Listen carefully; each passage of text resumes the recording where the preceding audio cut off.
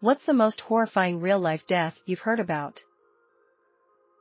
Back in the mid-70s, my mother worked at one of the many sewing factories in the U.S. South.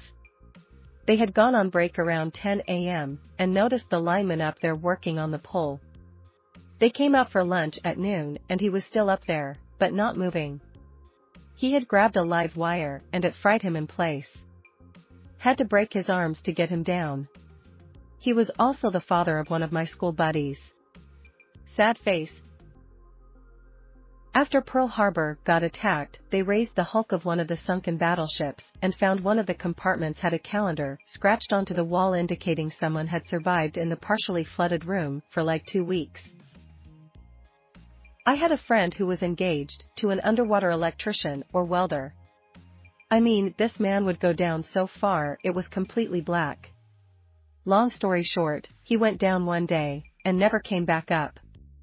I don't remember if something ruptured or if he was shocked to death, but I remember thinking how awful it must have been to have died in such an abysmal place.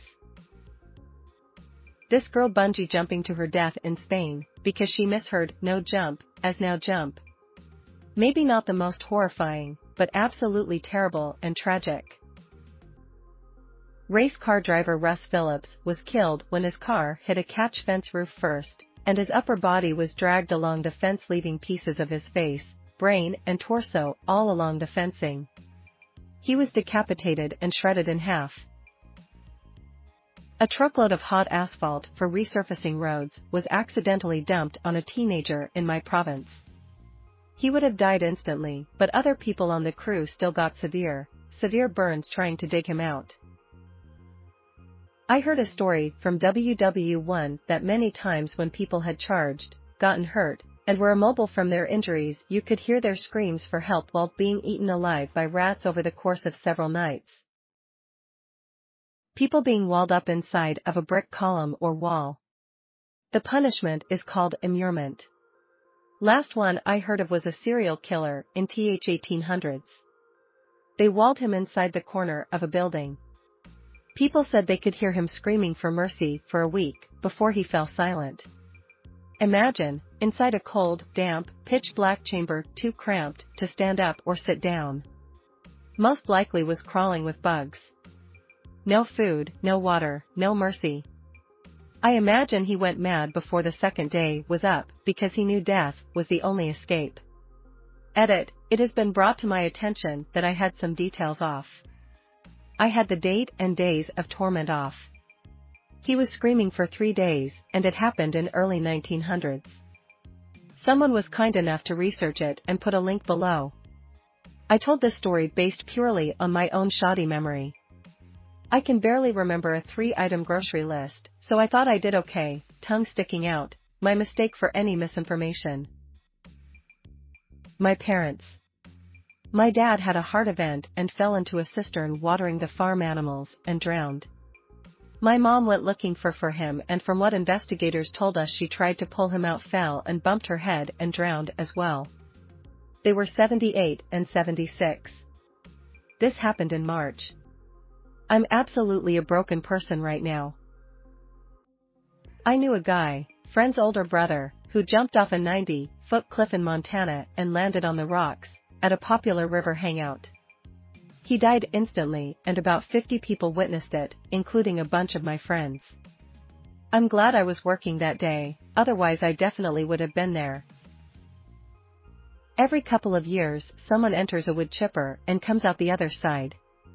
Also about 40 years ago, someone fell under an asphalt compactor.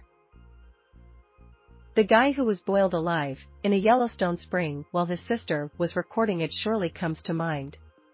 Unfortunately, people sometimes also did such things to other people, on purpose, not just in deep history. The government of Uzbekistan is suspected to have boiled people in the 2000s. The woman in China who got stuck in an elevator on a holiday weekend. When they eventually found her, there were scratch marks on the door and her hands were bloody from trying to get out. I think that dude that was just eaten by that tiger shark in Egypt was pretty gnarly. Dad watching, eaten chunk by chunk. At one time being completely flipped upside down and pulled under. The blood bubbles. Brutal. Jose Molina was cleaning an industrial oven at work. A coworker didn't check if anyone was inside, filled it with tuna, and turned it on. I just can't imagine how awful it would be knowing what was about to happen to you. That cave diver who got stuck upside down in a cramped dead end and couldn't be physically pulled back out. One thing they don't show, in most places, when they show 9/11 footage is people jumping. They don't show it because some people recognize jumpers on live television. Imagine how horrible things must have been, to have to make a decision between dying instantly in about 10 seconds, and possibly taking people out on the ground. That's how the fire chaplain died, and painfully in, say, 10 minutes. The 81 incident on Halloween of last year.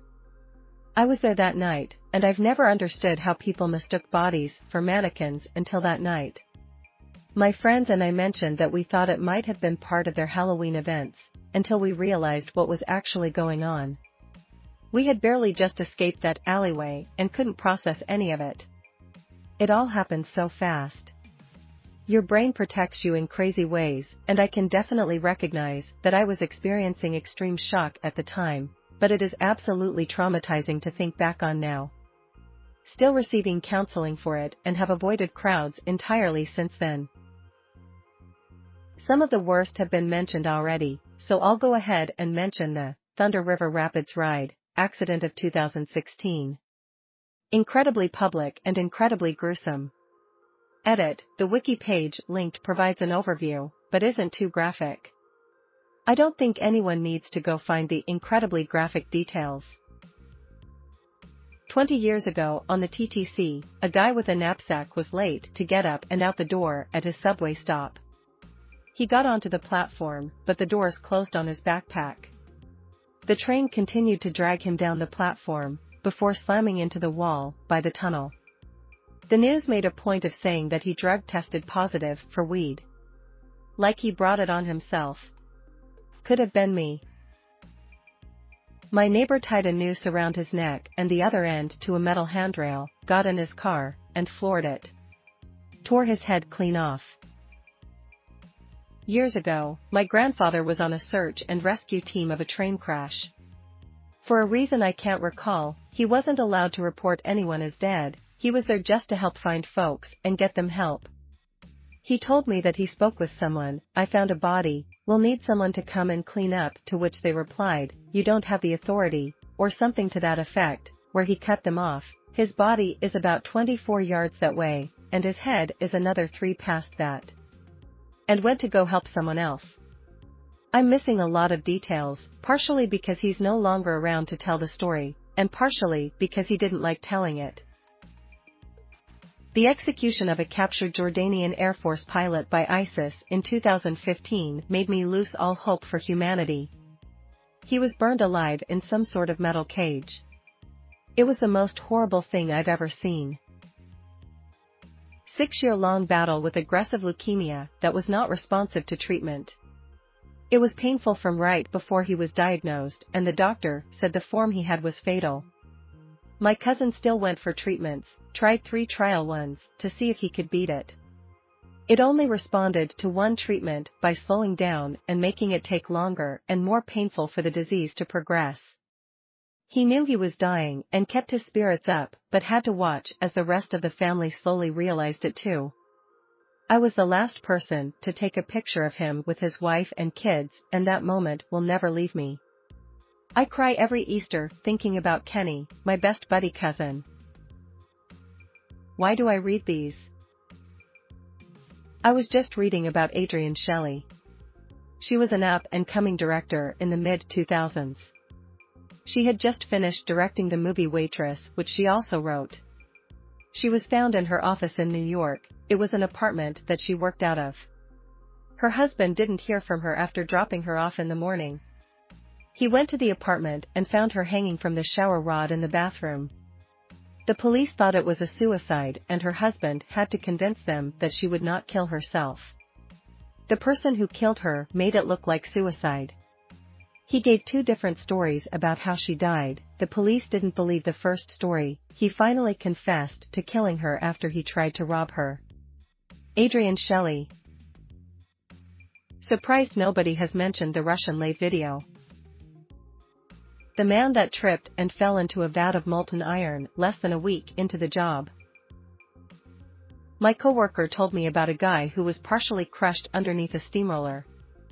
The roller ran over his legs up to his waist and pressed his body into hot asphalt, plus 280 F. Apparently, he was alive for some time before dying. Also, I've heard of people getting run over by street sweepers. One guy survived the initial incident, but his skin was so torn up by the coarse bristles and he got so horribly infected by all the dirt that he died shortly after. Working in heavy construction on a roadway is no joke. If the cars speeding by don't get you, the equipment will.